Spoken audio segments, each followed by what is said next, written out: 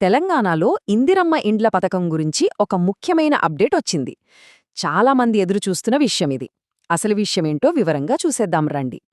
So ఒక పెద్ద news ఏంటంటే అందరూ ఎంతో ఆసక్తిగా ఎదురుచూస్తున్న ఇందిరమ్మ ఇండ్ల పథకం రెండో జాబితా రెడీ అయిపోయింది. అవును, గవర్నమెంట్ నుంచి వచ్చిన లేటెస్ట్ అనౌన్స్మెంట్ ఇదే. చాలా త్వరలోనే రిలీజ్ చేయబోతున్నారట. సరే, లిస్ట్ రెడీ అన్నారు, బానే ఉంది. కానీ అసలు ప్రశ్నేంటి? ఎప్పుడొస్తోంది ఈ లిస్ట్?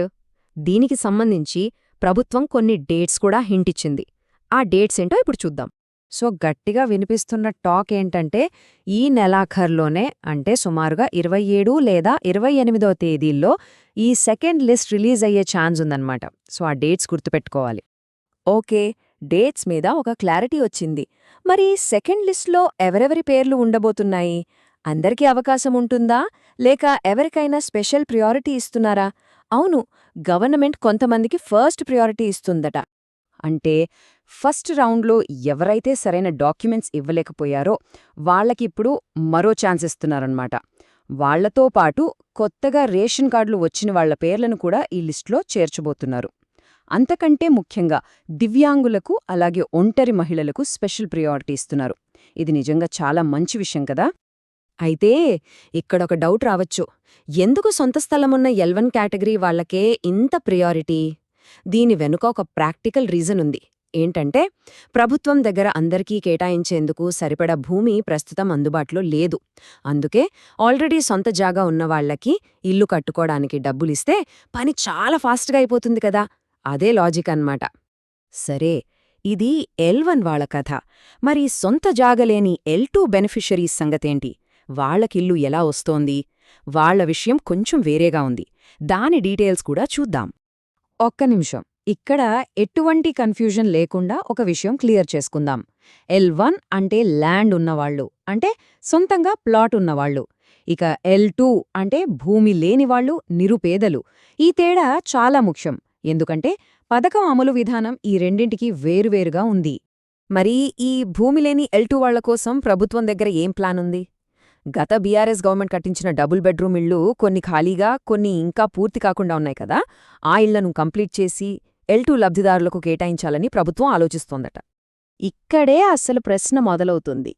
ఇల్లు ఆల్రెడీ ఉన్నాయి కదా, మరి ఎందుకు ఖాళీగా ఉన్నాయి? ఎవరూ ఎందుకు ఆ ఇళ్లలోకి వెళ్లట్లేదు? దానికి బలమైన కారణాలే ఉన్నాయి. అక్కడ ఆల్రెడీ ఉంటున్నవాళ్లు కొన్ని సీరియస్ ప్రాబ్లమ్స్ ఫేస్ చేస్తున్నారు. అవేంటంటే ఆ ఇళ్ళు సిటీకి చాలా దూరం, కనీస వసతులు అంటే వాటర్, కరెంట్, రోడ్లు సరిగా లేవు. ఇక ట్రాన్స్పోర్ట్ ఖర్చులైతే తడిసి మోపెడవుతున్నాయి. ఇన్ని సమస్యలతో అక్కడ ఉండటం చాలా కష్టం. సో ఇప్పుడేం జరగాలంటే ఈ కొత్త L2 లబ్ధిదారులకు ఇళ్ళు ఇచ్చే ముందు గవర్నమెంట్ ముందుగా ఈ పనులన్నీ పూర్తి చేయాలి. సగంలో ఆగిపోయిన కన్స్ట్రక్షన్ పూర్తి చేయాలి. రోడ్లు, డ్రైనేజీ, మంచినీళ్లు, ఇలాంటి బేసిక్ ఫెసిలిటీస్ అన్నీ కల్పించాలి. అంటే దీని అర్థం L2 వాళ్లు మరికొంతకాలం వెయిట్ చేయక తప్పదు. సరే, ఇదంతా బానే ఉంది. లిస్ట్ రిలీజ్ అయ్యాక అందులో మన పేరు ఉందో లేదో ఎలా చూసుకోవాలి? ఆ ప్రాసెస్ ఏంటి? ప్రాసెస్ అయితే చాలా సింపుల్. ఎక్కడికి వెళ్లాల్సిన పని లేదు. ఇంట్లో కూర్చొనే ఆన్లైన్లో చెక్ చేసుకోవచ్చు.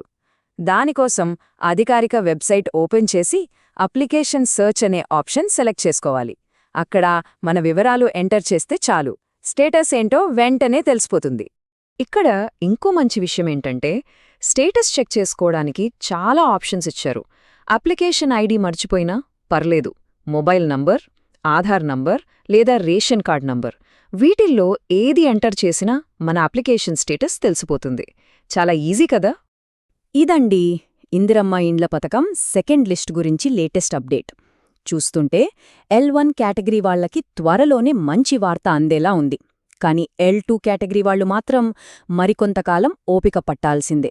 అయితే అసలు ప్రశ్న ఏంటంటే ఈ పథకం నిజంగా తెలంగాణలోని గృహ సమస్యకు ఒక శాశ్వత పరిష్కారాన్ని చూపించగలదా? పేదలందరి సొంతింటి కలను ఇది నిజంగా నెరవేర్చగలదా? ఇది మనం ఆలోచించాల్సిన విషయం.